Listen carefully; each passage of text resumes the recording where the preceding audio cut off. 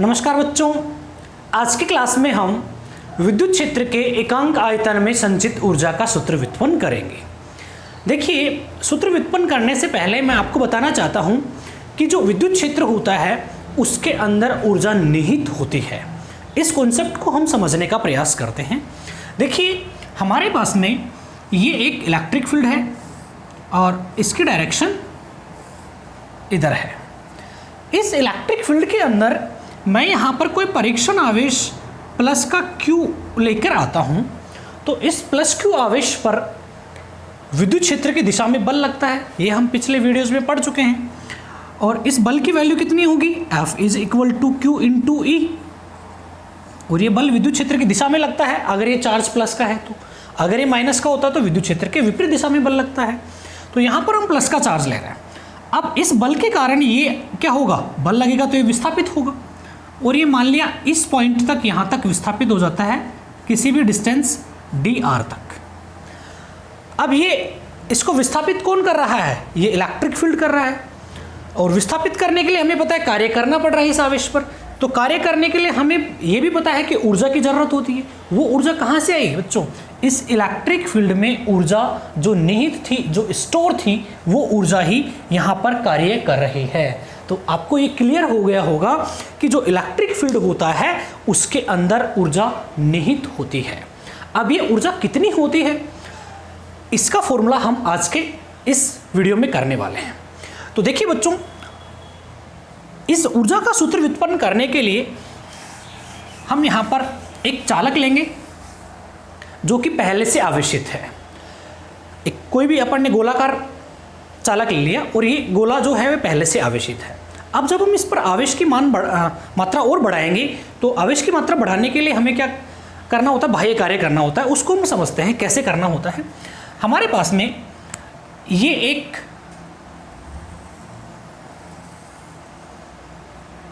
गोला है और ये एक समान रूप से आवेशित है। अब देखिए बच्चों, ये गोला जो है ये पहले से आवेशित है और ये इस गोले की त्रिज्या जो है r है। इस गोले पर आवेश का मान लिया पहले Q है और इसका एरिया अगर A है तो इसकी जो चार्ज डेंसिटी है सिग्मा, वो कितनी हो जाएगी? Q/A। पृष्ठ आवेश घनत्व जो है वो सिग्मा होता है, वो Q/A होता है। अब बच्चों, जब ये पहले से आवेशित है और अब हम इसको और आवेश देना चाहते हैं, सेम टाइप का मान लिया प्लस का चार्ज है, तो हम इसको प्लस चार्ज ही और देना चाहते हैं, समान प्रकृति का आवेश और देना चाहते हैं, तो क्या होगा कि जब हम इसको और आवेश देंगे तो ये जो पहले से उपस्थित आवेश है वो उस पर प्रतिकर्षण बल लगाएगा। तो अगर हम और आवेश देना चाहते हैं तो हमें इसके प्रतिकर्षण बल के विरुद्ध क्या करना होता है? कार्य करना होता है। तो जो कार्य किया जाता है वो कार्य ही इसमें ऊर्जा के रूप में संचित हो जाता है। एक परिभाषा तो ये होगी कि किसी भी आवेशित वस्तु पर आवेश की मात्रा बढ़ाने के लिए जो कार्य किया जाता है वो कार्य ही उसमें ऊर्जा के रूप में संचित हो जाता है। दूसरी परिभाषा क्या है बच्चों कि अब ये जो इलेक्ट्रिक फील्ड है इसके अलावा मैं एक दूसरे गोले से समझाने का प्रयास करता हूँ। मान लिया ये एक गोला है और ये आवेशित है, तो इसके कारण मान लिया ये जो इस पर आवेश है। अब बच्चों, इसके कारण जो इलेक्ट्रिक फील्ड होंगी वो रेडियली आउटवर्ड डायरेक्शन में होंगी, बाहर की तरफ होंगी काफ़ी सारी। अब अगर मान लीजिए इस गोले को मैं संपीड़ित कर दूं, मान लिया ये गोला जो है एक ऐसे मटेरियल का बना हुआ है जिसको संपीड़ित किया जा सकता है, तो अब मैं इसको संपीड़ित कर दूं तो मान लिया ये यहाँ तक आ जाएगा। पहले आप इसको ऐसे समझने का प्रयास करें कि ये जो गोला है इसके अंदर आवेश क्या है? इसके पृष्ठ पर है, अंदर आवेश नहीं है, तो अंदर क्या है? विद्युत क्षेत्र 0 है। लेकिन जब मैं इसको संपीड़ित कर रहा हूं किसी भी डिस्टेंस तक, तो अब क्या होगा? संपीड़ित करने के बाद में आवेश इसके पृष्ठ पर रहेगा, इस गोले के। तो अब की बार जो इलेक्ट्रिक फील्ड लाइन वो अंदर से प्रारंभ हो जाएगी। अब की बार जो विद्युत क्षेत्र रेखाएं वो अंदर से प्रारंभ होंगी। पहले वाले गोले पर विद्युत क्षेत्र रेखाएं बाहर से प्रारंभ हो रही थी। इसका मतलब ये जो अंदर का पार्ट है यहां पर भी विद्युत क्षेत्र आ चुका है, जो कि पहले नहीं था, संपीड़ित करने से पहले नहीं था। इसका मतलब विद्युत क्षेत्र के आयतन में भी क्या हुई है? वृद्धि हुई है। तो इस गोले को संपीड़ित करने में, या मैं कह दूं विद्युत क्षेत्र के आयतन में वृद्धि करने के लिए जो कार्य किया जाता है वो कार्य ही ऊर्जा के रूप में संचित हो जाता है। तो अब हम इस कार्य को कैलकुलेट करेंगे और ये किया गया कार्य जो है वही ऊर्जा के रूप में संचित हो जाता है। क्योंकि बच्चों 11वीं क्लास में हमने यांत्रिक ऊर्जा या गुरुत्वीय स्थितिज ऊर्जा जब कैलकुलेट की थी तो हमने कार्य कैलकुलेट किया था, तो यहाँ पर भी हम कार्य कैलकुलेट करेंगे। ये गोला जो है ये आवेशित है एक समान रूप से। अब हमें पता है कि कोई भी चालक जो होता है, आवेशित चालक, उसकी सतह पर एक बाहर की ओर दाब विद्यमान रहता है, दाब लगता है, और या मैं कह दूं उस दाब के कारण बाहर की ओर एक बल भी लगता है। उस बल का मान कितना होता है, उस दाब का मान कितना होता है, वो हम पिछले वीडियोस में देख चुके हैं, तो पहले हम वो लिख लेते हैं। तो देखिए, गोले की सतह पर बाहर की ओर दाब P is equal to sigma square upon 2 epsilon naught. ये इक्वेशन फर्स्ट हो गई। यहां पर सिग्मा क्या है, पृष्ठ आवेश घनत्व है इस गोले का, एप्सिलॉन नॉट निर्वात की विद्युतशीलता है, और इस दाब की जो डायरेक्शन होती है वो बाहर की ओर होती है। इस दाब के कारण इस गोले पर क्या लगेगा, बल भी लगता है बाहर की ओर। तो यहां पर हम देख रहे हैं गोले की सतह पर बाहर की ओर बल। अब बल क्या होता है बच्चों, दाब गुणा क्षेत्रफल P इंटू ए। अब F is equal to P की वैल्यू यहां से हम वैल्यू पुट कर देंगे, sigma square upon 2 epsilon naught. अब गोले की रेडियस r है तो इसका पृष्ठीय क्षेत्रफल क्या हो जाएगा, 4 पाई r स्क्वायर। ये इक्वेशन 2 हो गई।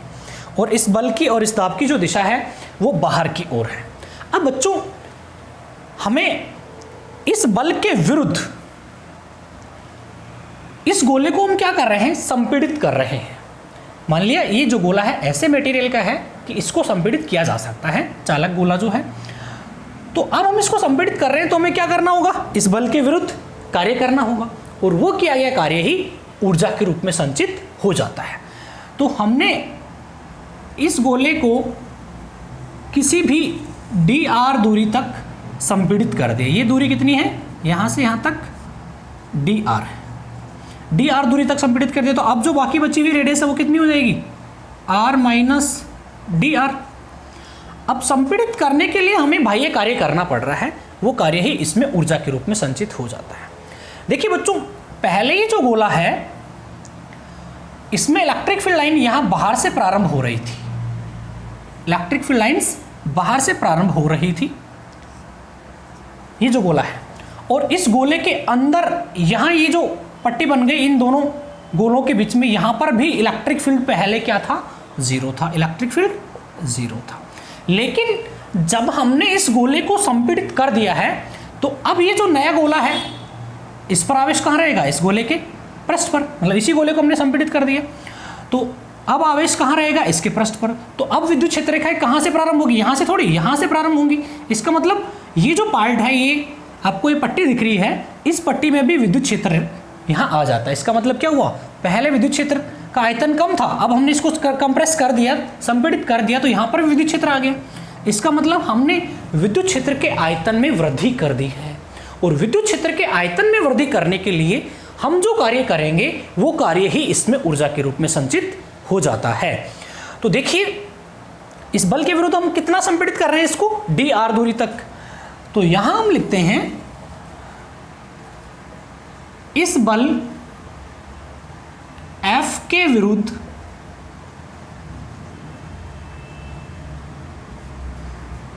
गोले को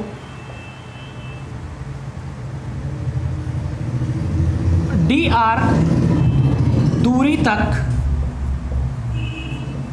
संपीड़ित करने में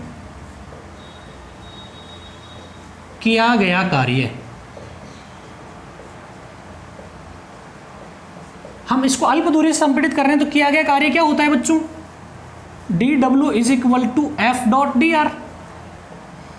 तो यहां हम देख रहे हैं एफ की वैल्यू कितनी है, सिग्मा स्क्वायर अपॉन, तो यहां डी डब्ल्यू क्या आ जाएगा, sigma square upon 2 epsilon not into 4 pi are square और डी आर, ये आ गया बच्चों। अब यहां हम देख रहे हैं कि 4 पाई आर स्क्वायर क्या था, इस गोले का क्षेत्रफल, और इसको हमने डी आर दूरी तक संपीड़ित कर दिया, तो 4 pi are square into d r जो है वो क्या हो जाएगा, ये जो पार्ट हमने संपीड़ित किया है इसका आयतन। तो यहां हम लिख देंगे 4 pi are square into d r जो है वो क्या है, डी वी, और ये एक्चुअली क्या है, डी वी, विद्युत क्षेत्र के आयतन में वृद्धि, विद्युत क्षेत्र के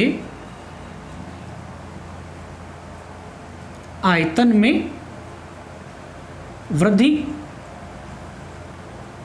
अब बच्चों ये विद्युत क्षेत्र के आयतन में वृद्धि है, तो इसको हम ऐसे भी तो कह सकते हैं कि विद्युत क्षेत्र का आयतन तो बढ़ गया, यहां पर विद्युत क्षेत्र आ चुका है, पहले नहीं था, लेकिन गोले का आयतन क्या हो गया, त्रिज्या कम हो गई तो गोले का आयतन कम हो जाएगा। तो इसको हम ऐसे भी कह सकते हैं कि गोले के आयतन में कमी,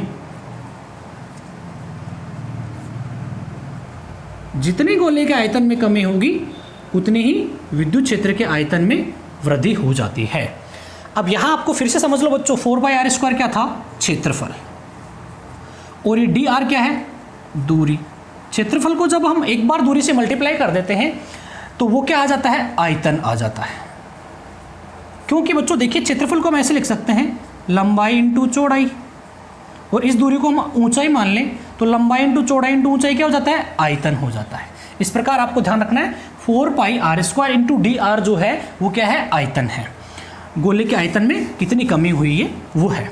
अब हम ये वैल्यू यहाँ पुट कर देंगे तो D W is equal to हमारे पास आ जाता है sigma square upon 2 epsilon not into D we, और ये हमारे पास इसको अल्प दूरी डी आर संपीड़ित करने में किया गया कार्य है। अब कुल कार्य हम देखें, या विद्युत क्षेत्र में संचित कुल ऊर्जा, ये सिर्फ आपको बताने के लिए था। आयतन में जो कमी है वो ये शेडेड रीजन जो है वो है। तो यहां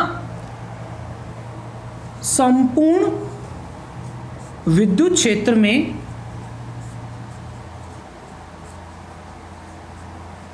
संचित ऊर्जा, संपूर्ण विद्युत क्षेत्र में संचित ऊर्जा हम निकालेंगे तो क्या कर देंगे बच्चों, समाकलन कर देंगे। तो W इज इक्वल टू क्या हो जाएगा, इंटीग्रेशन डी डब्ल्यू, और डी डब्ल्यू की वैल्यू कितनी है, ये रही sigma square upon 2 epsilon not into D we. अब बच्चों हमें पता है कि ये जो चालक गोला जो होता है इसके सरफेस पर जो इलेक्ट्रिक फील्ड होगा वो कितना होता है, E is equal to sigma upon epsilon not. तो सिग्मा इज इक्वल टू क्या हो जाएगा, एप्सिलॉन नॉट इंटू ई, यहाँ से हम लिख सकते हैं। तो सिग्मा की जगह हम वैल्यू पुट करेंगे ये, तो फॉर्मूला ऐसे आ जाता है हमारे पास, integration epsilon not square e square upon में 2 एप्सिलॉन नॉट इंटू ये डी वी। अब बच्चों यहाँ हम देखेंगे कि इस स्क्वायर से ये एप्सिलॉन नॉट कैंसिल हो जाता है, बचा क्या हमारे पास, half epsilon not e square. तो यहाँ W का फॉर्मूला आ जाता है integration half epsilon not e square d we. और ये जो किया गया कार्य है वो ही इस विद्युत क्षेत्र में ऊर्जा के रूप में संचित हो जाता है। तो इसको हम ऊर्जा को हम कैपिटल U से लिख रहे हैं, तो क्या आ जाएगा, इंटीग्रेशन।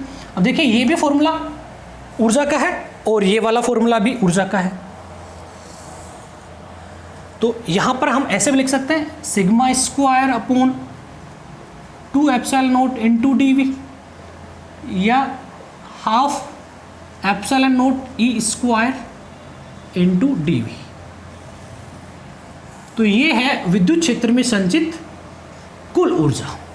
अब बच्चों हमें इसके एकांक आयतन में संचित ऊर्जा का मान हमें ज्ञात करना है। एकांक आयतन में संचित ऊर्जा का मान ज्ञात करने के लिए हम क्या कर देंगे, कुल ऊर्जा में आयतन का भाग दे देंगे। तो देखिए विद्युत क्षेत्र के एकांक आयतन में ऊर्जा, एकांक आयतन में संचित ऊर्जा। अब बच्चों एकांक आयतन में संचित ऊर्जा जो होती है उस ऊर्जा को हम ऊर्जा घनत्व कहते हैं। तो यहां इसको हम लिख देंगे ऊर्जा घनत्व, एनर्जी डेंसिटी। और ऊर्जा घनत्व को हम कैपिटल यू और यहां इसके बेस में वी, इससे रिप्रेजेंट करते हैं। वो क्या हो जाएगा बच्चों, ऊर्जा में हम आयतन का भाग दे देंगे। तो यहाँ पर ये डी डब्ल्यू क्या है, हमारा ऊर्जा को रिप्रेजेंट कर रहा है, और ये डी वी क्या है, आयतन। इसको हम इसमें भाग दे देंगे तो क्या आ जाएगा, sigma square upon 2 epsilon not. तो यहाँ ऊर्जा घनत्व sigma square upon 2 epsilon not. और इस सिग्मा को हम चेंज करेंगे, इससे epsilon not into e put कर देंगे तो इसी की तरह कैंसिल आउट होके final half epsilon not e square आ जाता है। तो ये आ जाएगा half epsilon not e square. हमने ये इस फॉर्मूले से फाइंड किया है। हम इससे भी कर सकते हैं क्योंकि sigma square upon 2 epsilon not समाकलन से हम बाहर ले लेंगे, बचेगा क्या, समाकलन डीवी। और डीवी का समाकलन करेंगे तो टोटल आयतन मान लिया वी है, तो डीवी का क्या हो जाएगा वी। अब वी को जब भाग दे देंगे तो बचा क्या, sigma square upon 2 epsilon not, वो हमने लिख दिया है। तो ये है बच्चों ऊर्जा घनत्व, विद्युत क्षेत्र के एकांक आयतन में संचित ऊर्जा का फॉर्मूला। तो इस प्रकार से हम विद्युत क्षेत्र के एकांक आयतन में ऊर्जा का फॉर्मूला ज्ञात करते हैं। अब बच्चों यहां देख रहे हैं कि इस ऊर्जा का फॉर्मूला ज्ञात करने के लिए हमने एक आवेशित गोलीय कोष लिया है, लेकिन ये सभी प्रकार के विद्युत क्षेत्र जो होते हैं, किसी भी आकार के चालक, आवेशित चालक के कारण जो विद्युत क्षेत्र होता है उसमें निहित ऊर्जा के लिए भी ये मान्य होता है, जबकि हमने डेरिवेशन करने के लिए यहाँ पर एक गोलीय कोष लिया है। बच्चों मैं आशा करता हूँ कि आपको ये वीडियो पसंद आया होगा। वीडियो अगर पसंद आया तो प्लीज़ कमेंट करके मुझे बताएं और वीडियो को लाइक करें। चैनल को पहली बार देख रहे हैं तो चैनल को सब्सक्राइब करें। वीडियो देखने के लिए धन्यवाद।